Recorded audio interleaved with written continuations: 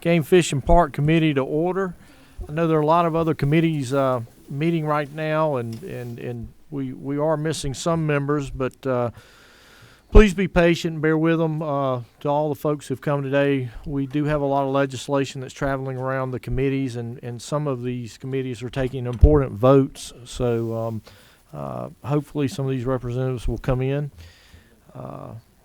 But barring that, this is the first meeting of the Game Fish and Parks Committee for this particular session. And as we always do, we've got a tradition of bringing the DNR Commissioner, our friend Mark Williams, in and just sort of hearing from DNR and letting him give us an update along with any of the directors or any of the folks that he wants to bring up and tell us what's going on within DNR and all of our different divisions. So with that, Commissioner, welcome, and as we always do, an update. As the chairman said, I'm Mark Williams, Commissioner of the Department of Natural Resources. Before we begin, I want to thank all of you for serving on the best committee in state government, and thank you for your service. I'd also like to express my gratitude for your hard work on HB 208 during last session. That bill allowed us to increase our hunting and fishing licenses to the southeastern average. I'm pleased to say that we are currently on track with our revenue projections. We are also greatly enjoying the stories and photos sent in from across the state by our new hunters and anglers. In a few minutes, you'll hear from each of our divisions about what is occurring throughout DNR, as well as what our plans are as we move through 2018. Unfortunately, our Historic Preservation Division isn't able to be here with us today, so I would quickly like to say a few words on their behalf. Georgia is currently home to more than 84,000 properties listed on the National Register of Historic Places, or NRHP for short. The NRHP is our nation's official list of historic properties worthy of preservation.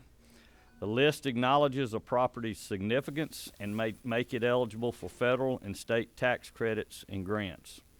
Last year, HPD staff conducted over 3,000 environmental reviews of federal projects as part of a consultation process to help agencies comply with the National Historic Preservation Act of 1966. We are honored that HPD is a recognized leader in the National Certified Local Government Program. The program is a partnership between the National Park Service, SHPO, and local jurisdictions. Certification gives local communities a local planning tool to control development of their historic downtowns, as well as access to federal pass-through grants.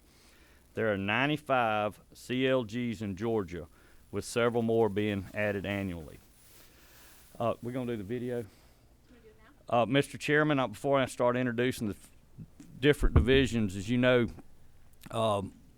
we have 5 divisions in DNR that are all technical experts on what they do, but then when we have a national, a state emergency, disaster, hurricane, winter storm, we all come together and work with GEMA, and I'm very proud of the work we did for Hurricane Irma, and with all our departments working together for one mission to protect Georgians' property and their lives. And so with that, I would like to take time to show a quick video of our work during Irma.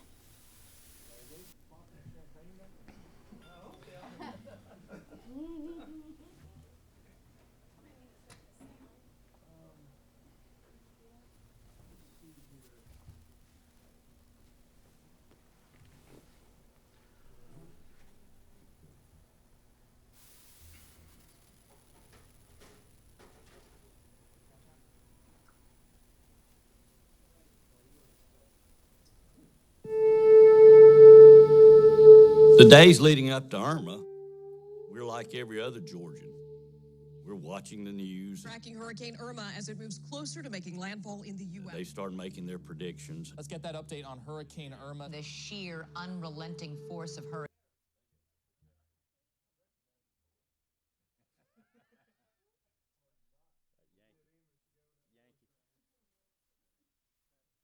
Hurricane Irma. Life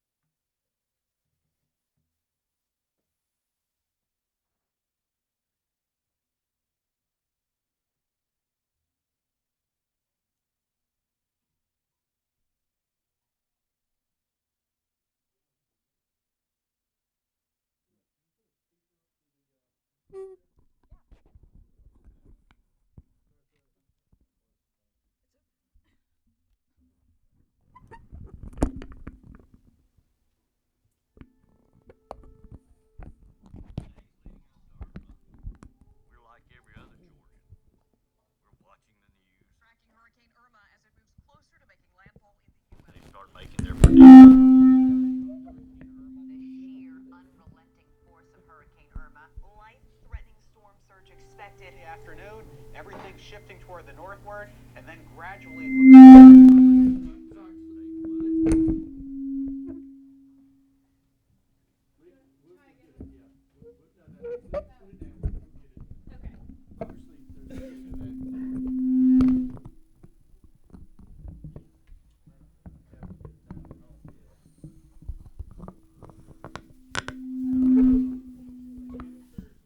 Turn that one off. Turn that table mic off.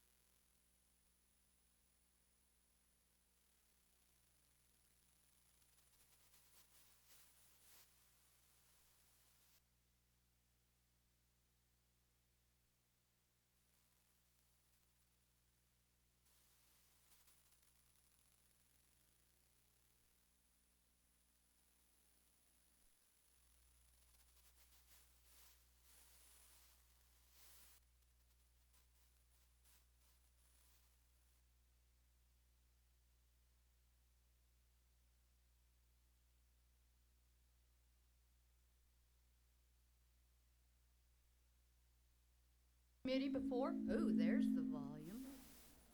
I'm going to wait until that calms down for just a second. Great. Very good. Can you hear me? Very good. All right, I'm just going to run through a couple of slides. I think you have it in your packet, but you know that Georgia State Parks and Historic Sites has 3 primary missions. We have the honor of protecting critically important natural and cultural resources in our state, finding ways to engage our citizens and our visitors in fun and enriching experiences, and advancing a park system to the future generations of our citizens with less dependence on state funds.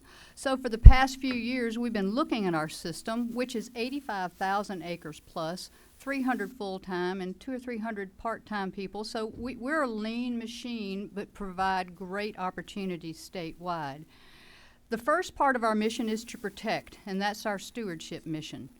As you may know, we have tremendous opportunities for environmental protection and conservation in the 85,000 acres in our system. We work with the Wildlife Resources Division and others to help us manage these so that we can ensure that they are here for future generations. We also work with our Historic Preservation Division to take care of the multiple buildings and historic assets we have in our system, because we want to find ways to engage our citizens in these in ways that they have fun, they want to really support the state park system and come back again and again. And because there's so many things to do, we invite them to stay over, because 60% of the revenue that we generate is from camping and cottages. So we really want to make sure that those experiences are the best they can be, because that's what we recognize as our drivers. So we want to advance a position of a positive vision for our sites, because we know that our goals are to have healthy resources, happy customers, and a sustainable future. So what we'll be looking forward in the 2018 is a list of things that we're already basically doing to continue the positive trends that we're on in our system. So we think this is important because our Georgians think this is important. Last year, we served over 10 million people at our various state parks and historic sites, and that translated into over $1 billion of economic energy for our state and our local communities. And it's because of these reasons, to protect our resources, engage our citizens, and advance a positive system to our state and the value that we have to our state, that we very much appreciate your support and continued interest in the future of a positive state park system. So I'll stop right there and see if there's any questions. Committee.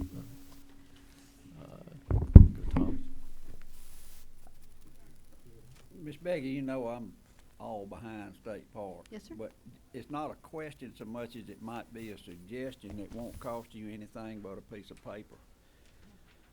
Several years ago, y'all gave all of us park passes. And a lot of times, especially when we're on this Rural Development Council, we're riding all over the state of Georgia. And go by a state park, and I'm apt to, if I got a minute, just turn in and ride through the park. Just look and see what they might be doing that might work where I live. I got 4 state parks in Yes, my you do. district. Mhm. And, you know, it would encourage us just to circle through and see what y'all have. Okay. And might help get you out in front of us, especially the people from the metro area. I get what state parks do. Yes, sir. It's a great idea. It's just a suggestion. We'll talk it It won't cost through. you anything other than, it's not that you're losing any money by giving it to us. I'm not asking for a handout either, but We understand, and we want you to be familiar with the parks that are in your system as well as those across the state. So we'll talk with the commissioner about that. I mean, And- you know, if you got it in Let's the car, talk you. to him now. You will be getting paid fast. You'll get it. And There you I mean, go. That's just a suggestion that if you got it in the car, That's right. it might make you think just to ride, just pull off. the Well, if you highway do and that, circle I'm gonna through. want some regular reports on what you see and how we can make it better. You may be Is that a getting- good deal? That's fair enough. So you might have be homework getting, with that, That right? is fair enough. You may be getting suggestions that I wanna bring back to my area that you're gonna have to spend money on and. Well, we'll talk to the commissioner about that too then, all right? Well, thank you for the moment to, All right. yes, sir. Was there One- anything else? Yeah, we do have some more questions. Oh. I think Representative Pruitt and then John, we'll get to you second here. Thank you, Mr. Chairman. Quickly, you said 60% of your revenue comes from the cottages and the room rentals? Well, most of we generate revenue in a lot of ways. Yeah. We run programs, we offer overnight accommodations, and the revenue that we generate, the large preponderance of it is from our overnight guests. Therefore, we know that having quality experiences there are going to keep the revenue coming and increasing over time. Okay, so it's not directly from the rooms, but from the rooms and facilities that they use and maybe meeting rooms and things like that, but that's all combined into that 60% number? No, sir, that's just the one number. That's for when you pay to camp, all of that camping expenses, that generates, the revenue that the division generates, the 60% of that is from those two funding 60%. sources. Camping, yes. So that's where our camping and our cottages, and as we've been able to make some improvements over the few years, we've seen how people are positively responding. Well, then that really makes the statement for the fact that we need to keep these cottages and rooms up to good condition, because years ago, some of them got in pretty bad shape, but, so that's made a difference, obviously, I would think. But, Over the last few years, we've had great strides in really improving our offerings, and it's showing. People are responding favorably. Yes, sir. Thank you. Representative Corbett has got a question. I was just gonna piggyback while the commissioner giving out passes. Representative Shaw and I would take a pass to the WMAs. I'm out of here on that. I think, Representative, everybody needs to get a lifetime hunter's license. That would cover that, I think. I'm finally old enough to get one. there Why you you go. think y'all need to get one now? Chet, you got a question? Yes, sir. Thank you, Mr. Chairman. Next up. Oh, hold on, we got one more. We got one more. Question? Go ahead. I do. Thank you, Chairman. Ms. Kelly, hey, thank you. Chad Nimmer, you've probably heard me tout the state parks before in various committee settings. I don't ever want to miss an opportunity to do that. I would encourage maybe to look at one thing when we go camping. We've got our blood family, and then we've got our camping family. And if anybody camps, you know what I'm talking about. My kids, to tell you how tight those circles are, when my little children have birthday parties, they want their camping family to come. And normally it's hinged around a state park somewhere. But one of the things you become the message box when you take public life on, and I very seldom get a complaint about a state park in reference to campsites. But a couple of suggestions. One, to make sure that the campgrounds that we have currently have adequate 50 amp hookups, and I know that comes with an expense. I think that 60% number would probably grow because a lot of these units now that are rolling out, they're not the 30 amp hookups, and you can get a yes, ma'am, and then you get some that roll in and they'll run their generators, and that's 10 o'clock. Most campgrounds you got to cut those off, and I know a sensitive area of conversation is dealing around reservations, and I know that is. Good news. I'm sorry? Well, we have some good news. The commissioner and I discussed some of the conversation that you've had about being able to pick the site that you want whenever you go camping. Not just for me, just for the record. Oh, that's a general rule. In general. You and your camping buddies. In general. We have started that process, sir. We're about halfway through the system. We're already seeing significant community and customer positive response, and even Great. more so, that's showing up in the revenue that we're generating. Great. It was a great move. Thank you, sir. Thank you, sir, for pushing us into that point to consider it. We've moved that way, and it's a positive move for us. It's going to take us a little time because we have 1,500 to 2,000 campsites Sure. that Yes, have ma'am. to transition. But it's underway now.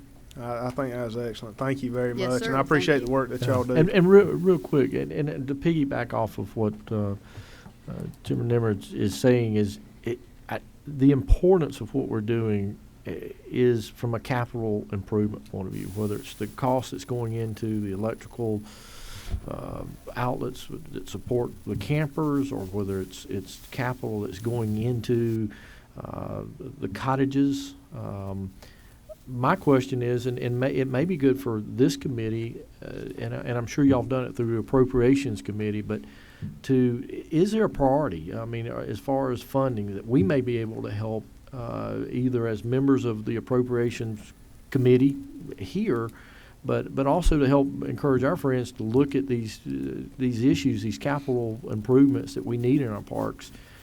Is there a sort of a priority list of what we're working on that we could help be cheerleaders for, if you will, for our park system, and make sure that we're bringing more attention to the needs, because this is very important. It's not only important for our citizens, but as people look to come to Georgia, they look at the amenities, and one of them is the park and the ability to get out and enjoy, Georgia's very diverse resources. And so maybe that would help maybe get in the committee a list of sort of the capital things that we need, and we can help be a cheerleader, if you will, to make sure we're focusing our attention and Thank helping you, our sir. friends in the appropriations process. Well, thank you. We'll work on that.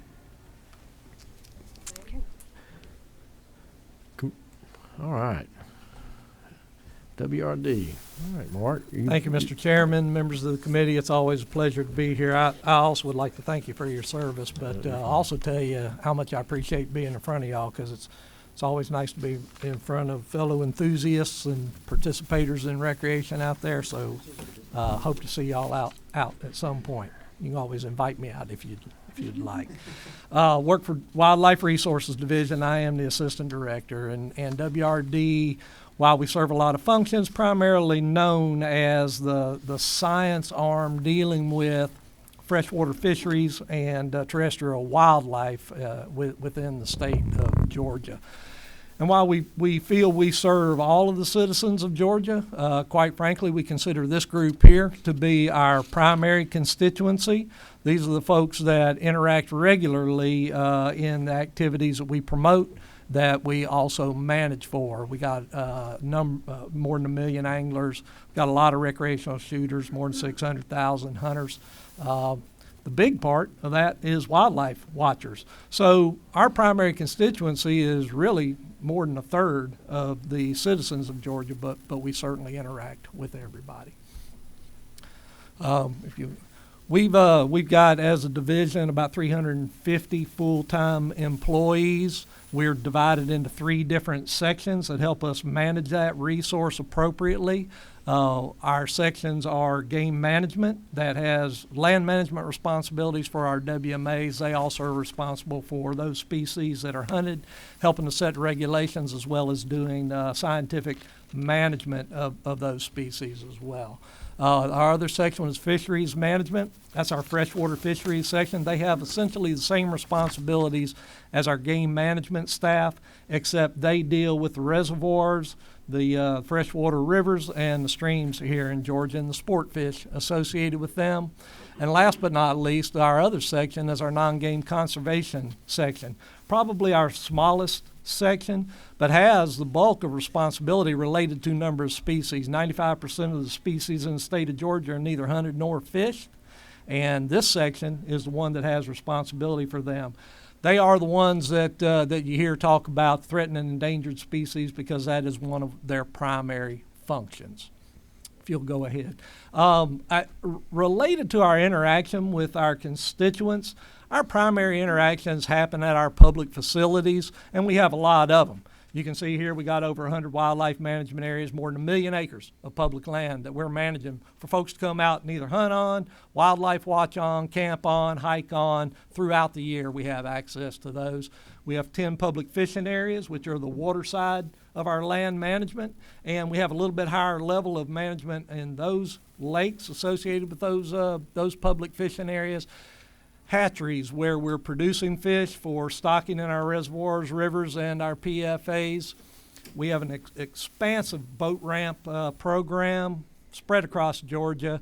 We have responsibility for 152 of those boat ramps. We also do conservation education. 7 centers also spread around the state. Our primary facility, and one if you have not had the opportunity to visit, although we've hosted this committee at one time in the past, is our Charlie Elliott Wildlife Center, which is just below our headquarters office in Social Circle. It's in Mansfield, Georgia. We have shooting ranges. Those recreational shooters, a lot of demand for time and quality ranges. We have 17 shooting ranges spread across the state. Not all of those are manned. 4 of them primarily have staffing. The rest are a little bit more primitive facilities, but we do have an opportunity for folks to go out and utilize them. In association with those and in other areas on some of our properties are 22 archery ranges. All of these activities are things we promote. Yes, sir. I know it said 152 boat ranges. Yes, sir. Are those new or those old ones? Or? It's a mixture. Some of them are new, some of them are old, some are in better shape than others, and some of them are quite frankly tournament ramps that can harvest. I think that's a good question, but what I want to do is let's get through the presentation. I think Representative makes. We'll talk more, maybe detail about what we're doing. I know all the funds have not come in yet from the license, but we're starting to look at that, and maybe we, talk about some of the areas that we're going to start looking and seeing some of, House Bill 208 and the contribution that our hunters and fishermen have made, where we're going to start to see, some of the boat ramp access, things like that. That may be a good question that we can follow back up on. Thank you, Mr. Chairman. And to that point, and my last slide is just to reiterate what we have, information we provided to this committee as far as big buckets go and where we plan on focusing those dollars that are going to come to us. And thank you very much for your support on that. Enhanced public access on waters and on our public lands, and that's going to be through road improvements as well as building and public boat ramps, whether renovating or putting new ramps in places where we know they are needed. So obviously improving fish and wildlife habitats, that's primarily what we do.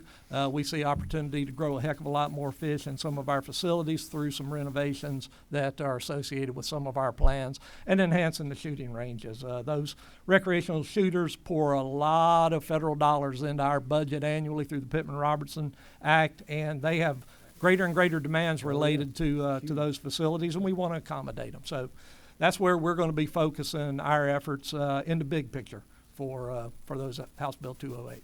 With that, I'm done. Questions, Thank you, Mr. Chairman. committee?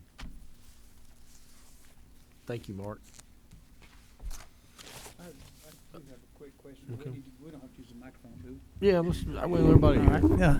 On the right there where it talks about improved fish and wildlife populations and habitats, I think we had met a couple of times with Commissioner Williams and others about the habitat restoration for the Noise Cut Dover Bluff area down there. Would that be considered something that is habitat restoration? Is that something that could be possibly funded through wildlife populations and habitats, because they have proven that it was affecting some of the fish populations in that area because of the saltwater problems. But then habitat for those estuaries, and would that be something that would qualify for funding through that?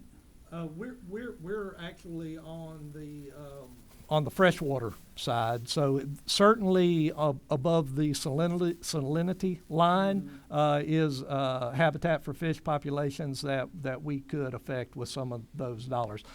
On the other side of the salinity line in the estuaries and all, of course, Coastal Resources is getting some portion of those House Bill 208. I'm not privy to exactly what their plans are, but certainly something to have in discussion with Coastal. Mm-hmm. All right.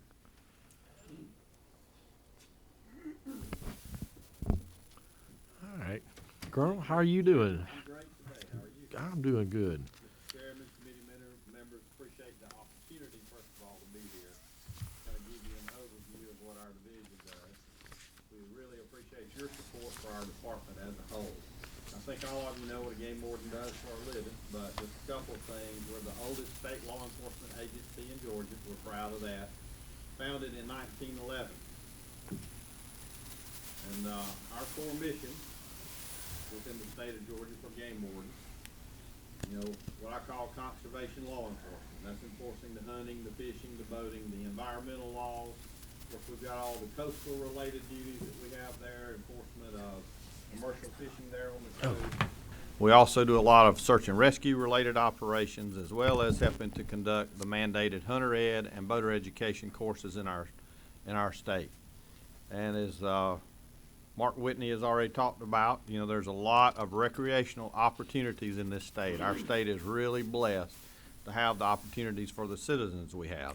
So on our side of the street, we do all the enforcement that's associated with that. We do the public safety on all of our DNR controlled properties, whether that's the state parks, the wildlife management areas, or the public fishing areas. And we also have the waterways that we're responsible for within the state of Georgia. You know, basically we have Georgia's Navy with the boats that we have for the enforcement piece here. 16,000 miles of rivers, 500,000 acres of impounded waters in our state, and then you have 100 linear miles of coastline. Another great opportunity for recreation for our state. A couple of things with our search, rescue, recovery operations that we do. Typically, we average around 50 drownings that our officers have to work every year. There's a copy of our FY17 annual report, which we worked 61 drownings that particular year. You know, our officers, that's a very huge time investment. They've done really good with technology when it comes to underwater recovery, with a side scan, sector scan, and a remote control underwater vehicle for body recovery. And there's stages that they use to identify that. Our game wardens have become very innovative with our little underwater remote control vehicle. It's just a real small piece of equipment, but they've taken an animal snare with a rope attached to it, and when they locate a drowning victim, they can actually, if they can get the snare on an appendage of the body, they can actually retrieve the body without even putting a diver in the water. Very innovative with something very simplistic. It's what we call law enforcement off the pavement for the services that we provide. You know, our officers have very unique skill sets and very unique equipment, probably the most versatile peace officer that there is in the state of Georgia. Just a little bit of everywhere that we have going on. And because of that, we get pulled to additional duties outside of our core mission. We have officers who get pulled for the Georgia Body Recovery Team, the Governor's Drug Task Force, Georgia Counterterrorism Task Force, and again, the Child Abduction Response Team that the state of Georgia has. And the reason for that, if it's water or woods, that's our niche. That's where we're called to assist with. We also do a lot of public education, getting our officers to the schools, different locations, civic groups, to let them know what's going on with DNR as a whole, and to get them that hook to hopefully help get them out involved with the outdoors. Currently, and this number's changed since we put this together, but we got 201 game wardens in the state, 216 allocated positions. We just put 18 game wardens on January 1 of this year, and those are in the academy. It takes about a year to get them up to speed to be able to be out working.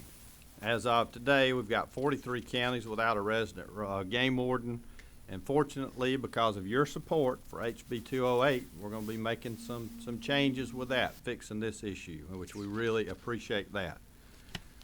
Training Academy, it takes about $143,000 to outfit a game warden, to be able to effectively do their job and get them through their basic training that's required for that. So that goes to our funding, which is very, very important to keep us up and operating. State funds are the vast majority of what keeps us operating. And I know that the chairman had asked about HB 208, and this is sort of our goals associated with that. With the supplemental money that's currently recommended in the budget, we're looking at hopefully hiring 17 additional game wardens this spring and put them on to be able to go through the academy. And that's for FY18, FY19. We hope to add an additional 10 game wardens and the equipment associated with putting them on. And then for 20 and 21, continue to work to we're able to put 40 new officers on, which will be a huge help for us with what our officers have going and the demands that we have on them. Any questions for that? Representative Corbin. Of your new hires, as far as retention, how's your retention rate? We're, currently we're probably around a 7% every year turnover. We've been fortunately pretty stable for the past few years because we've had officers from other divisions moving over to our division as we're going through a transition process, and has really helped with our stability. Over the next few years, we anticipate, due to retirements, and we do still have officers going to other agencies for better pay. You're going to have a certain percentage of that anyway. We think that will increase somewhat with our retention. Okay. Committee? Thank you for your support. Thank you, Colonel, for all you do and all of the wardens out there. We appreciate what y'all do. Oh. Thank you. Yes, sir. Thank you, Mr. Chairman. I wanted to say I'm sorry I'm going to have to leave for another meeting, but before I left, I certainly wanted to say this, that and Commissioner Williams can appreciate this. We lost in October. Most of the conservationists that I know and grew up with were never trained in conservation. They just did what was right by the land. And especially down my way, when you were an oyster picker, you always knew to leave some oysters for next season. And so, they were never trained. This came generation by generation. And when the great lovers of the land and the grand queen of the Gullah Geechee culture died on Sapelo in October, Cornelia Bailey, there was not a greater untrained authority in the history of the Gullah Geechee culture and how she lived on Sapelo her entire life. And when a unformally trained person who was a very successful authoress, she was a lecturer, and she was a confidant and an expert in the healing powers of nature. But when you die on Sapelo Island, population all of 80, and your obituary is in the New York Times, you were somebody. And I just wanted to pay homage to her and what she contributed to the coast of Georgia and to Georgia for so many years. Considered her a very dear friend, and I knew that she and the commissioner had a great working relationship down on Sapelo. I wanted to say that before I left. Thank you. I really appreciate that. She was a dear friend of the department, commissioners before me, but the true matriarch of that island. And it's not a formal structure as far as city council goes, but everybody went to Miss Cornelia. So we certainly miss her. So thank you for doing that. Mr. Chairman, I wanted to. Eddie doesn't like to brag on himself, but Colonel Henderson. But as y'all know, I've reported out here several times before, the year before last, for the three top categories for game wardens in the nation. Georgia had won all three of them, which had never been done by one state. This year, the group of chiefs, Association of Chiefs or Colonels for the nation, has elected Eddie as chief of the Chiefs. So he's president of the Nationwide Chiefs Well, Association. congratulations. That is a It gets even better, honor. Mr. Chairman. Big honor. This morning, I received a call from the foundation of the Fish and Wildlife Service. They have a foundation as we do. The highest award they give away to a game warden is called the Guy Bradley Award. Guy Bradley was the first game warden in North America to be killed in the line of duty in 1905. He worked for the Florida Fish and Wildlife Commission. And I received the call this morning, as of this morning, that Colonel Henderson received that award and will be receiving it March 29th up in Norfolk, Virginia. So I think that deserves a hand. Thank you. Colonel, congratulations. I tell you what, it is, makes Georgia look good, doesn't it? When we Yes, got sir. good folks. And before any more questions, or I don't know if the video's queued up, but we have a very special guest that just joined us. If you watch the hunting channel, Real Tree Outdoor TV, Mr. David Blanton has joined us in the back of the room. David, if you stand up, he's a good friend. He has a true passion for youth and youth hunting, and I know you see that reflected in a lot of his shows. And he was here to testify on a bill that's in the Senate now. That's the youth hunting passport bill that'll be coming to this committee soon. So, thank you for being here, David. David, welcome. And I think I saw you on TV last week, some shows. So, welcome. I appreciate what you've done for hunting and the hunting community out there, and your passion for it and for future generations. It's indeed an honor to have you, and appreciate what you're doing with the recruitment efforts. We've got to keep our future generations involved. So. Thank you, and on behalf of Real Tree, we are excited about supporting this bill and getting more youth involved in hunting and fishing. Thank you. Thank you for coming up. All right, I think we're ready. Have we? Let's find out. Let's find out. Yeah. Did tech support come up? They're on their way, but they're actually two other committees right now. Everybody's in.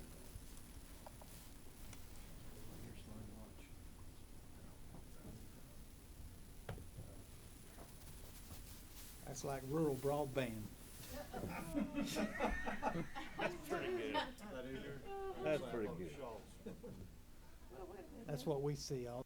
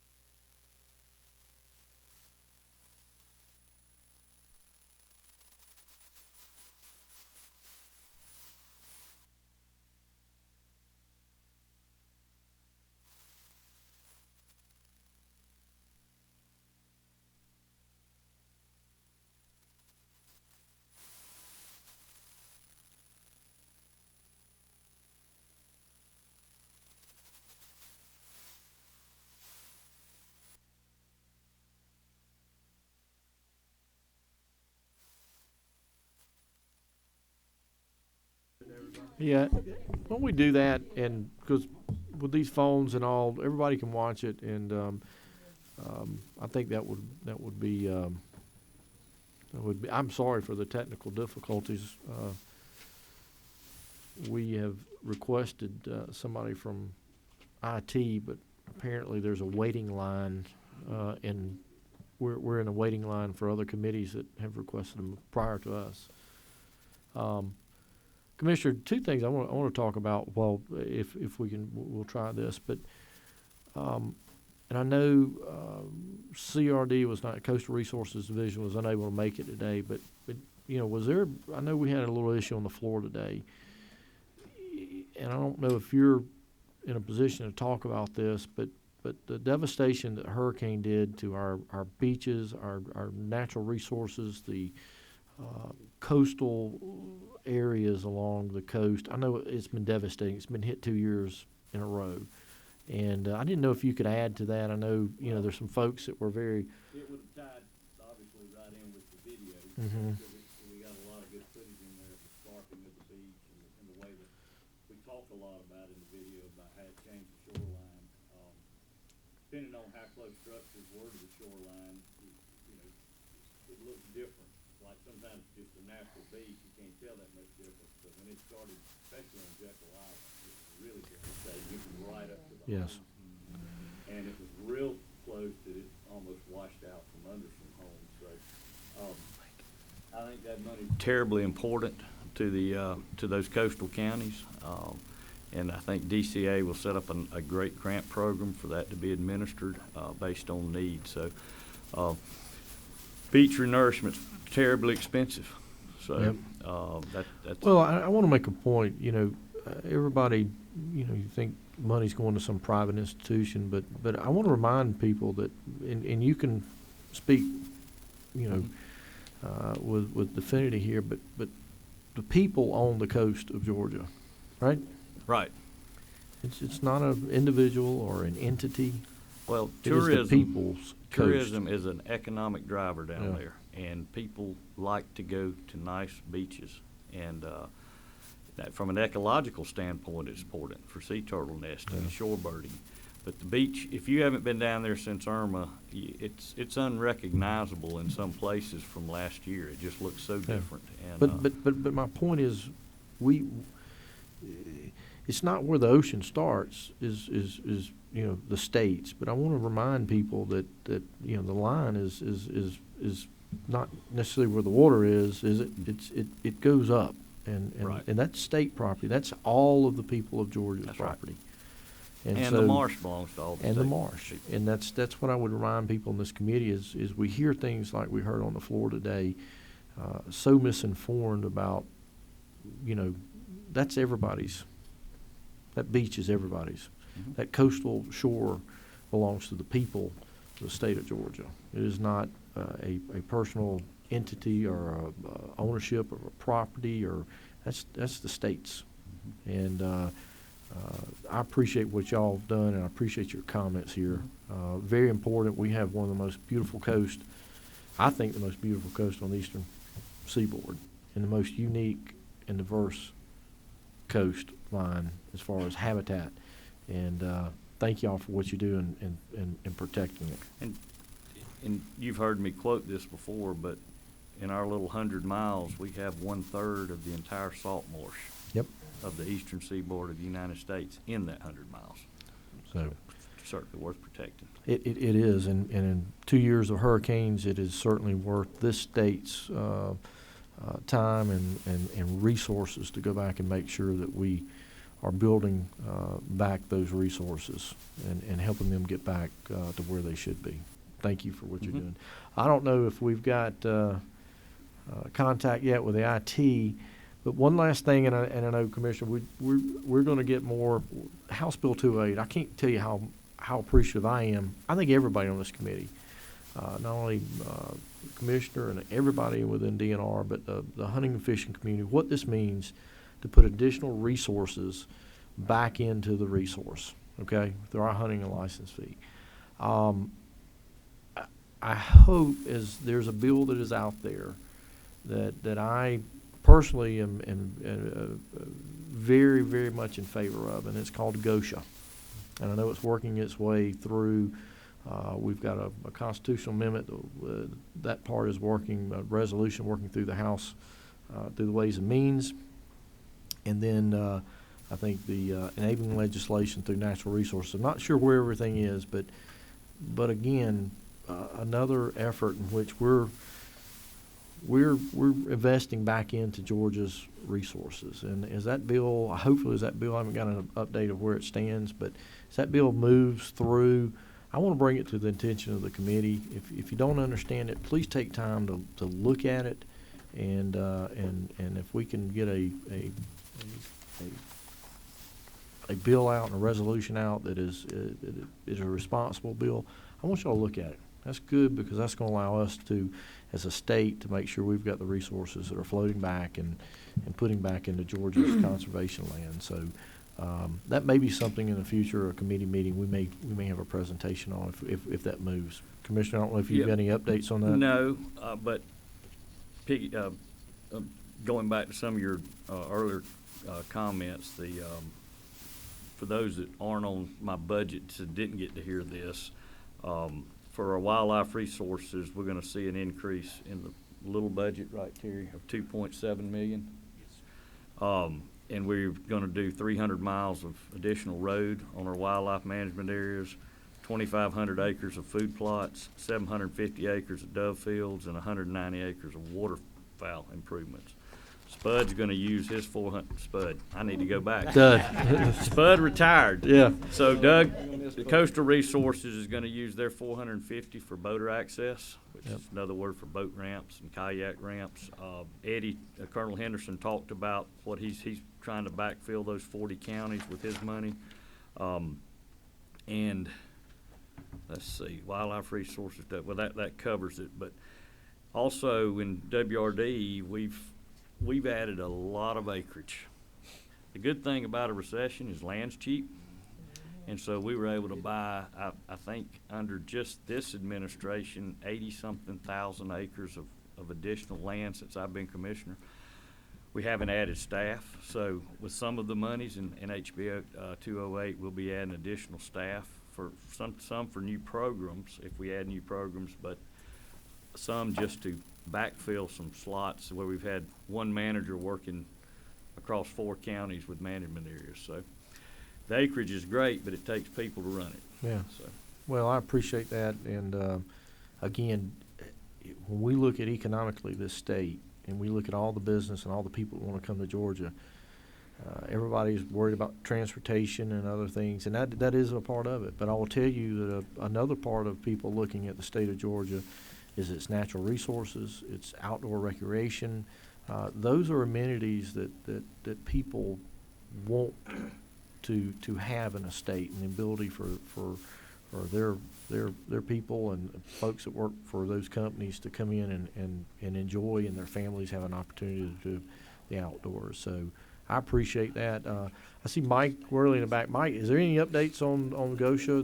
Mr. Chairman. Okay. I wanted to check my figure before I said it on the mic, but hunters and fishermen spend over $5 million a day in this state on their passion. Absolutely. And I'm one of them. You know, it's a little over that. Man. Yeah. I was just informed. So you're right, and that's very important, because I think when people really realize that the hunters and fishermen and the folks who enjoy the outdoors and recreate we're paying for it. We're paying through it for sales tax dollars that we spend on these goods. The hunters, obviously, through the PR and DJ dollars, hunters and fishermen, anglers. These are dollars that are coming out of our pocket, and they're going back into the resource. And I think when people start to, put that circle together and understand it, they realize that we are hunters, anglers are the true conservationists, and it's good for everybody. I see Mike in the back. I don't know if, as far as the Gosha, I don't know if you've got any updates on Gosha. Yes, sir, Mr. Chairman. Thank you for the endorsement of that bill. We're working on a little bit of language right now for the enabling legislation. We've been going through this process, talking to legislators, and making sure that we've got the right mission and the right model for ensuring that we are properly funding and properly protecting all of the assets of the state. And I think the process has been very positive. Should see some language coming out very quickly on that. We have a hearing right now in the Ways and Means. Which I need to be at, yes. Ways and Means Sales Tax Subcommittee, where they'll be speaking to that particular issue. But this is a great opportunity, and I do appreciate your talking about this. It's an opportunity for us to really make generational difference for the future of hunting, fishing, and outdoor recreation in this state. So thank you very much. Be glad to answer it. Well, I think at the appropriate time, as these bills make it through and they're introduced in those committees, that we may want in a later committee meeting, maybe have a presentation to the Game Fish and Parks Committee of, these bills, to make sure that some of these members who may not be on the Natural Resources or Ways and Means, that they've got an opportunity to hear about the bill, especially since quite frankly, a lot of that bill has to do with the constituents that this committee oversees. So I would think at the appropriate time, after it works its way through, we may try that. Mr. All right. Mr. Chairman, if I could Yes, excuse Commissioner. myself, I've got to go present my little budget to the amended budget to the Senate. Commissioner, thank you for the update, and as always, we appreciate you being a great friend to Georgia Outdoors men and women, folks who enjoy our great and diverse land. Thank you, and I appreciate it. Thank you. If I could, Commissioner, I want to tell you this on your way out the door. Commissioner, I want to tell you that you mentioned about how much additional money you're spending and how many people you adding. I was here, our chairman was here, but we cut y'all's budget more than anybody else in the state of Georgia a few years ago, back in 2008-09. And so when people see all this additional money being spent, they don't need to think about it as if it's more than you've ever had. It's just I think you're doing a better job with what's coming in now. And even though you went through some tough times, what you're doing in your reorganization has been a blessing.